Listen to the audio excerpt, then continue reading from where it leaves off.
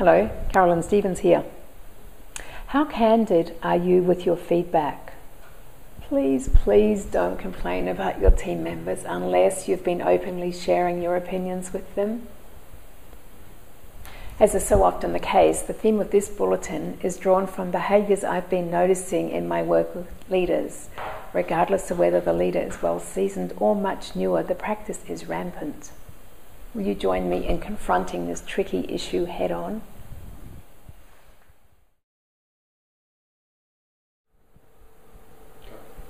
The real costs of not being candid are huge. Not giving team members feedback and not addressing performance issues is a very expensive problem to live with. Typically, the sorts of costs that are being incurred are one of these 5 things. Firstly, your team member doesn't get a chance to alter their behaviour and meet the expectations of you, their boss. They just get the niggling feeling that something isn't quite right in your eyes. And secondly, performance and results, both quality and quantity, aren't as good as they could be. Thirdly, your team members' peers notice the team member's performance or behaviour isn't being dealt with, which they find really discouraging. Observers in 360 feedback processes often care enough to mention it to me. And fourthly, your lack of candour impacts you, how you feel about your day as you're driving home, for example. And lastly, fifthly, motivation and morale across the board is negatively impacted. So the question is, what's inhibiting your candour? Why is the avoidance of giving team members candid feedback so prevalent?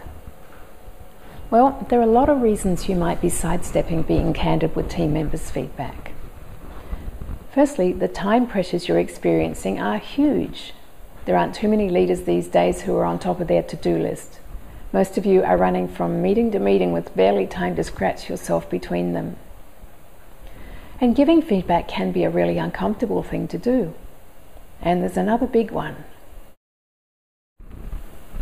If you're one of the many leaders who's evasive about the feedback you provide, or who's not giving it the high priority that it deserves, I have an inkling that you might just be putting your own needs for avoiding difficult situations ahead of both the team member's desire and need to perform effectively, as well as your organisation's desire and need to maximise its results. Is your habit of avoiding having uncomfortable discussions getting precedence over you doing whatever you need to do to maximise performance?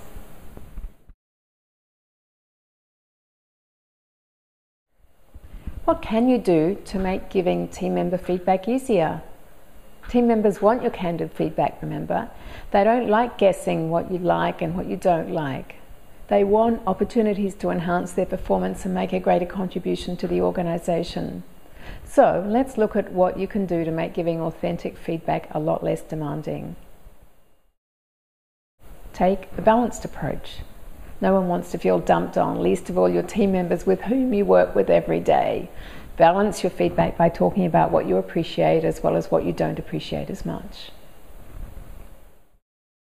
Make it your opinion, not a fact. You can diminish resistance to your feedback by being clear in your own mind about what's an opinion and what's a fact.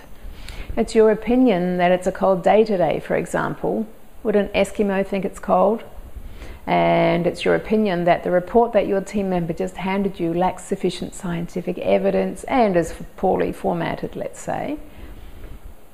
Different people have different perceptions about the report, and your perception is not a fact, it's your opinion. Make sure that that's how you communicate it.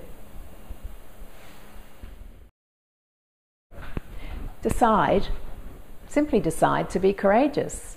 It takes courage to be candid. When we imagine what we don't want to happening, we experience anxiety. So I therefore suggest that before and during the conversation, you imagine having a smooth, connecting feedback discussion with your team member for which they're grateful. Make giving feedback a habit, like getting your morning coffee or tea. Giving feedback is like most things. It definitely becomes easier and easier the more you do it. So your call to action. Please contemplate the huge costs of not being candid and make a clear decision to habitually share your thoughts and feelings about your team members with your team members. You can start by having a truthful, balanced conversation with each of them. And from there, at least fortnightly, I suggest that you give clear feedback to each of your team members, what you appreciate most and what you don't appreciate as much. And then, after a few weeks, notice how delighted you are with the increased performance and motivation and morale, and how proud you are of yourself too. As always, give me a yell if you want support with this, and keep all of that feedback flowing in. I like it.